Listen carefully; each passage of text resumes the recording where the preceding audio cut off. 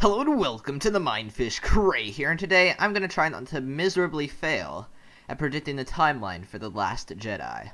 Alright, I know that theory that I made a year ago, attempting to predict the Rogue One timeline, didn't exactly turn out correctly, but I have a trick up my sleeve for this new one. Star Wars is like poetry, it rhymes.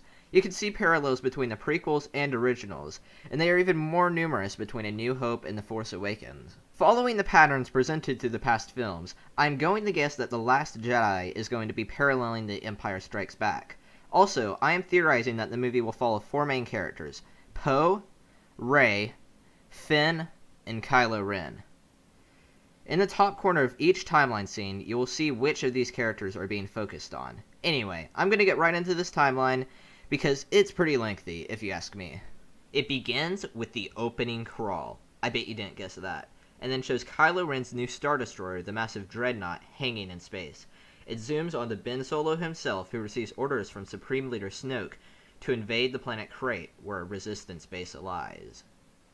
It cuts to the planet Ahch-To, where Rey is returning Anakin Skywalker's second lightsaber into the hands of Luke. Luke receives this heirloom, and the two begin to speak with each other. Over in the Resistance base on Krayt, Poe Dameron sees the incoming First Order fleet and sends a signal to the Millennium Falcon on Ahch-To as a warning. Next, we see Rey, Luke, and Chewbacca huddled around a campfire. Rey asks if Luke will train her, and he unwillingly agrees. They get a signal from Poe, and Rey immediately wants to go help. Luke refuses and sends Chewbacca and the Porg he befriended away instead. The First Order arrives on Krayt and sends their guerrilla walkers out to attack the Resistance. Kylo Ren's ship is shot down, but he manages to escape back to the Dreadnought. There is a massive battle, but the First Order ultimately wins. Princess Leia evacuates in a Mon Calamari spaceship, which also contains Finn, who is in a coma.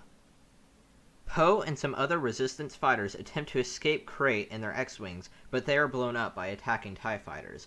Right as Poe and his allies are about to be consumed by the First Order's militia, the Millennium Falcon, piloted by Chewbacca, arrives and rescues Poe and a few other Resistance soldiers. There is a dogfight between the Falcon and some TIE fighters, but Chewbacca enters hyperspace and they escape, and Poe sets them on course to Dakwar, where the main Resistance base lies. Back on Ahch-To, Luke begins to train Rey in mastering the Force. After succeeding in extinguishing the Resistance on Krayt, Kylo Ren is ordered by Snoke to board his insanely long Star Destroyer, the Supremacy, and hunt down the escaping survivors, specifically Leia's Mon Calamari spaceship. Kylo Ren puts Captain Phasma in charge of the Dreadnought and sends her to attack Dakwar and leaves. On the Supremacy, Snoke congratulates Kylo on their victory and tells him of the fate of Darth Vader, and, in rage, Kylo destroys his mask and sinks deeper into the dark side. Next, we see the Mon Calamari spaceship flying through space when suddenly the Supremacy jumps out of hyperspace and begins its attack. Kylo Ren takes a ride in his brand new TIE fighter and struggles with the choice of destroying the ship, ending the life of his mother. He pulls the trigger. With the ship about to blow, Leia sends the immobilized body of Finn and a few other Resistance soldiers out in an escape pod, and she takes her final breath. We arrive back on Ahch-To, where Luke decides to show Rey an ancient Jedi temple located on the island. Rey enters it and reads the ancient documents within. She learns of the balance between the dark and light side. Meanwhile, Luke has a flashback of the fall of his Jedi temple, where he trained his Padawans, but his most valued student betrayed him and burnt his hard work to the ground.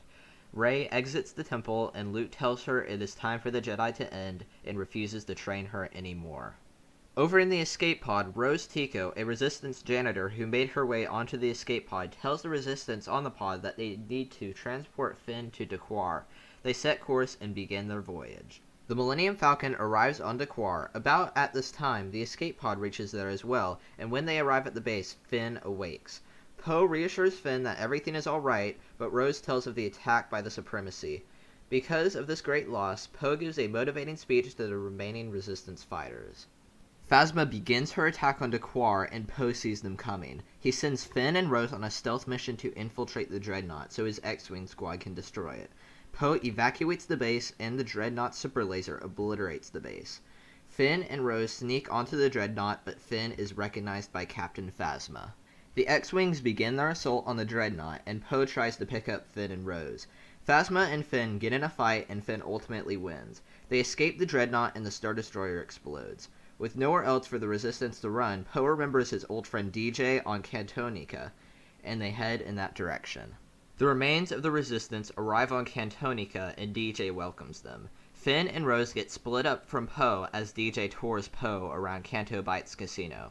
DJ then betrays Poe by handing them over to the First Order. Finn and Rose are cornered by stormtroopers, but make an escape with some horse-like creatures called Fathiers. DJ catches up with Finn and Rose and pretends to rescue them, but hands them over to the First Order as well. Finn sends a cry for help, and Rey hears it through the Force. Rey tells Luke that she needs to go help, but he refuses to let her leave. Rey wounds Luke in anger, and she tries to find a way to escape. Luke uses the Force to raise his crashed X-Wing out of the waters of Octu, and allows her to escape. Right before she leaves, Luke tells Rey that he is her father, and she leaves the planet speechless. Rey arrives on Cantonica and gets in a fight with Kylo Ren, loses, and is sent off to the Supremacy. Rey meets Snoke on the Supremacy, and he begins by asking her questions, but ends up torturing her and putting her in prison. DJ decides to free the captured Resistance and sends them to fight the First Order. Kylo Ren is sent a message by Snoke that he is no longer needed. Thrown into rage, he kills the remaining First Order on Canto Bight. Finn crosses paths with Kylo, and originally attempting to kill him, joins Finn, and they make refuge in the remains of the casino, along with Rose, Poe, DJ, and any remains of the Resistance. Roll credits! Which, by the way, are supposed to have a tribute to Carrie Fisher, along with an exclusive score by John Williams, written directly for this tribute. Thank you for watching this video. If you enjoyed it, please leave a like and maybe even subscribe. We'll see how this theory goes, but in the meantime, which are you more excited for, Christmas or The Last Jedi? Anyway, I am Krayer, host of the MineFish, and see ya!